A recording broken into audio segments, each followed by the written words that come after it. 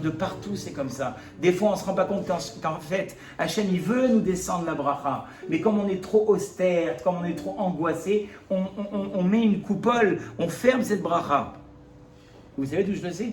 Encore une preuve de la Torah. Le peuple juif, le soir de la sortie d'Égypte, c'est écrit qu'ils étaient tous prêts. Ils avaient le bâton à la main, les chaussures aux pieds. D'accord? C'est écrit là-bas. Na'alchem beraglechem, motnechem ragurim, vos reins attachés, ils avaient les restes de la matzah et du maror attachés, le bâton à la main. Na'alchem beraglechem, vos chaussures aux pieds, ils étaient prêts à sortir. Est-ce qu'ils sont sortis ou pas, Rabotai? Ils sont sortis. Ah oui, il y a eu Yetziat Mitzrayim.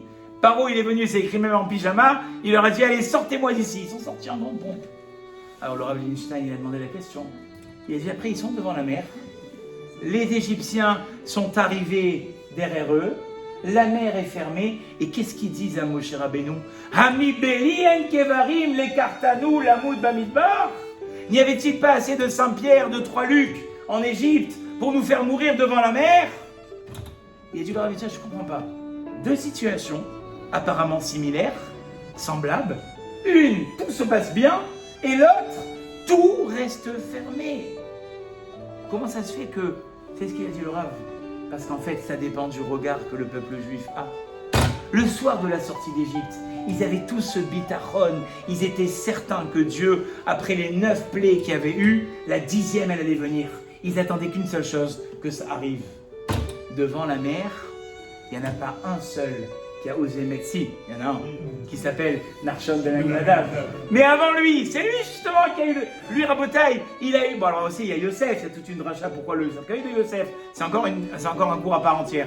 Mais Narshon ben Aminadav, c'est le premier qui met son doigt de son orteil dans l'eau jusqu'au cou. Il dit, tant que je ne suis pas arrivé jusqu'au cou, ça ne s'appelle pas que je crois en Dieu. Et à la fin, la mer, elle s'est ouverte ou pas? Elle s'est ouverte. Donc il a dit le Rav Einstein, dans ta vie en fait, ça dépend du regard que tu portes sur la situation. Si ton regard il est positif, si tu as du bitachon, ve'abotear bachem, comment c'est écrit dans le verset? Je crois que c'est un verset dans Tehillim. Ve'abotear bachem, chesed yesovevenu. Celui qui croit en Hachem, il va être entouré tout le temps il va avoir des miracles tout le temps. Tu vas dire, non mais moi je suis pas comme ça, Rav. Moi dans ma vie, j'arrive pas. Comme il a dit le Rav Wolbe, on t'a jamais demandé de devenir comme ça entièrement. Mais on t'a demandé, c'est pour ça que vous croyez que moi je vous raconte des histoires des sornettes à dormir debout. Pourquoi je vous ai raconté l'histoire du feu rouge de la voiture? Parce qu'en fait c'est cet exercice que vous devez faire dans tous les jours de votre vie. Et ça commence, comme dit le Rav, par des petites choses. Je vais faire une recette, je suis sûr que je vais louper le gâteau. Je te le dis, le gâteau ne vient pas marcher. Pourquoi tu es négative?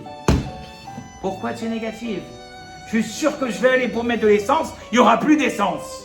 Pourquoi tu as un discours comme ça? C'est toi qui t'es... Je suis sûr que je vais faire cet examen, je vais rien comprendre à l'exo, je vais avoir encore un 0 au TP. Pourquoi? Je vais encore recommencer une année de droit, je vais louper l'année. Pourquoi tu gages ta vie?